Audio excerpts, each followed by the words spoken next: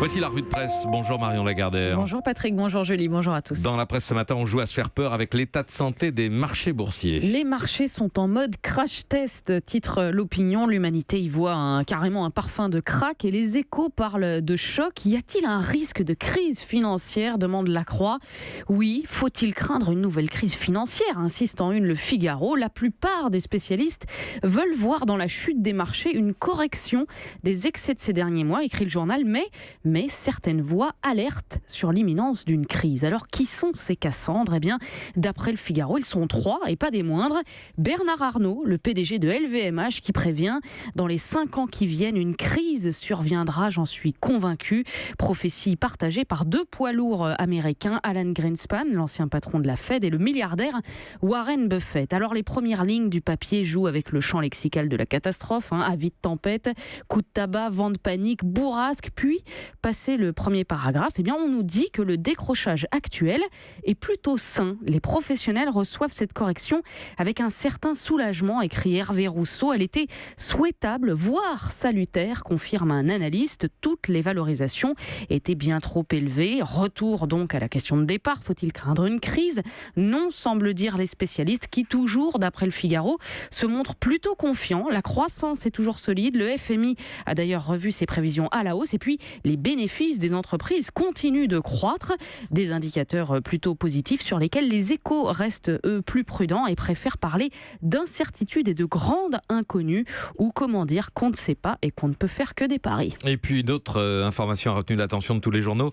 L'évolution de l'espérance de vie selon le revenu. On en parlait tout à l'heure avec Axel de Tarlet. Oui, les hommes aisés vivent 13 ans de plus que les hommes modestes. Constat publié en une du quotidien L'Opinion qui rapporte les résultats d'une étude de l'INSEE. 13 ans d'écart d'espérance de vie pour les hommes et 8 ans pour les femmes, écrit Irène Inchospé, qui voit des explications multiples. D'abord, l'accès aux soins limité lorsque l'on gagne moins de 500 € par mois. Ensuite, le statut, les cadres étant moins soumis au risque d'accident professionnel que les ouvriers. Et enfin, des comportements au quotidien qui varient entre diplômés et non diplômés. D'après l'INSEE, ces derniers ont par exemple une plus grande consommation de tabac, une alimentation moins bonne et une activité physique inférieure à celle des personnes ayant un diplôme universitaire. Ainsi, résume Grégoire Normand dans La Tribune, un homme dont le revenu est supérieur à 5 800 € a une espérance de vie de 84 ans, alors qu'elle est de 71 ans, pour un autre dont le revenu serait de 470 €.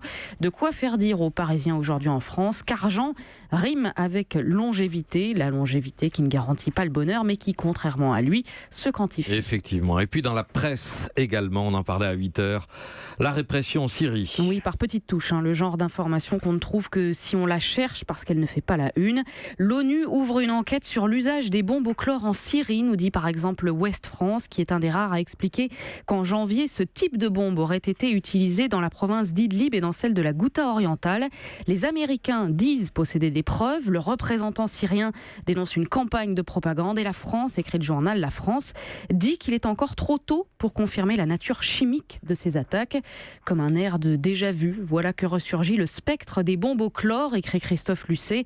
C'est dans l'édito de Sud-Ouest, un spectre avec son lot de témoignages sur la mort de dizaines de civils par suffocation. Sachant qu'au-delà de la nature des bombes, c'est un déluge de feu et de fer qui s'abat depuis 3 jours sur les zones rebelles de la banlieue de Damas. Récit des correspondants du journal Le Monde qui essayent de décompter les morts. 16 dimanche, 29 lundi, des civils, des enfants. Un acharnement, écrit le journal, de la part du régime syrien, mais aussi de ses alliés russes et turcs. Illustration aussi dans Libération en page 24 avec ce dessin grinçant de Willem. C'est Al-Assad qui marche au milieu des cratères de bombes et d'immeubles effondrés. Il ne reste plus rien à bombarder en Syrie, lui dit un général. Oui, mais continuons quand même, répond-il. Faut pas donner l'impression qu'on ramollit. Avec toujours ces barils de chlore largués par les hélicoptères du régime en Syrie. Marion, autant de nouvelles du monde qui rendent le titre de l'une de l'humanité décalé. Oui, avec cette proposition, cultivons l'utopie. Et Patrick Appelmuller le reconnaît lui-même dans son édito. Vous verrez que certains y verront une incongruité, dit-il, voire une aberration. Tout serait inéluctable.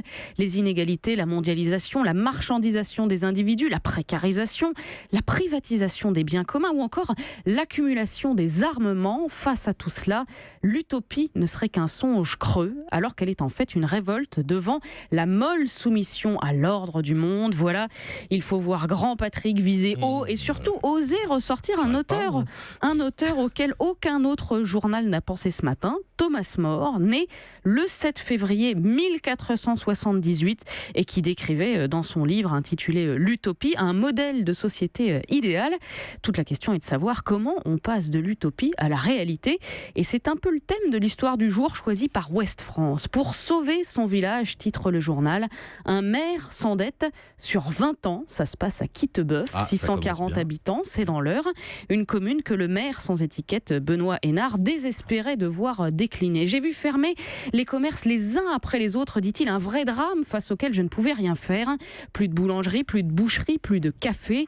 Pour compenser, il projette donc d'ouvrir une structure qui fera tout en même temps, bar, épicerie, boulangerie, sauf qu'il faut acheter un local et que les caisses sont vides.